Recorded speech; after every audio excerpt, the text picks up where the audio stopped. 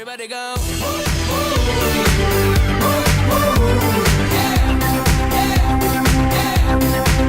Everybody go.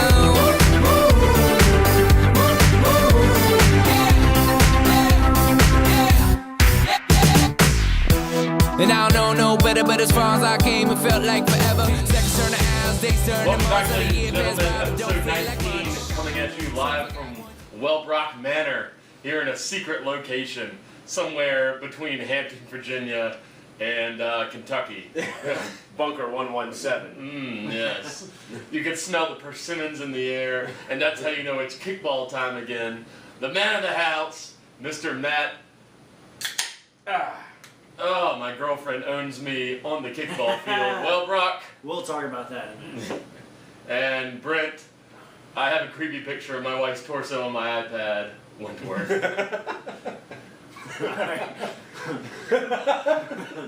There's nothing creepy about love, man. Just embrace it. It's okay. That's where her heart is, and that's the part I love the most. Good recovery. Yeah, it took you a while, but you got there. All right, so week 2 of the this is the fall season. We had games kicking off once again at 6:30. The rain held off. I think due in part to Scott Duncan not posting a weather forecast. Thank you, Scott. Yeah, thank you for not forecasting the weather, not showing up, and made for a wonderful evening for all of us. I kid because Thanks for just taking a break. I missed him. We'll talk about that. Again. So in the first game of the 6:30 hour, the foul balls faced off with the new faces in the league, wasted talent. I had the glorious opportunity to umpire this game. It was a 9-1 win for the foul balls. I guess to highlight that, of course, Mr. Dennis Golson had a bomb in the second or third inning, left center. Got it just over the outstretched arms of the center fielder. Bases were juiced. He rounded them as well for a grand slam. Nice. Not the first of his career, if I am not mistaken either. That pushed it out to 7-0, and it was sort of cruise control from the foul balls from there. Yeah, I was really impressed watching this game. It was we laughed at the last episode about the foul balls. You know, we had a good hearty chuckle. I'll say this: Andreas has got them playing. Man, they looked good coming out. Their lineup made sense. They executed well. I mean, wasted talent. They made their mistakes. They're rookie. But they stuck with it. You know, for their credit, like they could have really folded. It could have got even uglier than it did, but they stuck in there, and I think that experience is going to help them. But all in all, I was really impressed with foul balls. Even before Dennis hit that grand slam, they were already well on their way to a big win. So Practice really paying off for the foul balls this season. It's a turning a new leaf there. But it's good. And I will say, for wasted talent, put that run across, like you said, late. They hung in there. Yeah. Then in the final inning, they loaded the bases again. You know, could have, I don't know, make up 8 runs in one inning, but still, they got some guys on board, started figuring things out, so that was good to see. Yeah, it's tough. I mean, this is a very established league, and where even teams that, granted the season's still young, so we'll see where foul balls goes, but at this point, despite the impressive performance, I'd still consider them one of the bottom third tier. The league's gotten so strong that even the bottom third tier is pretty damn good. Yeah. So, you know, it's going to be a struggle for wasted talent, but if they stick with it, and they'll be all right. They got some athletes. So. And a special shout out to Wade Brock. Looked less painful on the mound, and I had thrown a lot of strikes. So. All of his pitches actually got to the plate and crossed. Even with that big, the new irrigation, that little fault line in front of home. Yeah. Yeah, he touched my butt last night too. Well, he touches lots of butts every night. And the second game at 6:30, another blowout nuts.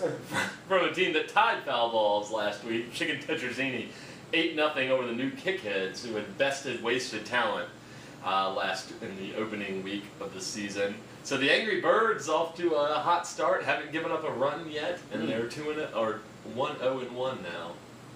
Yeah, I didn't really hear too much about this game other than Well, no, I'll take it back. I did talk to Amanda at Lucky's afterwards. Amanda Hassel was the captain of the Kickheads.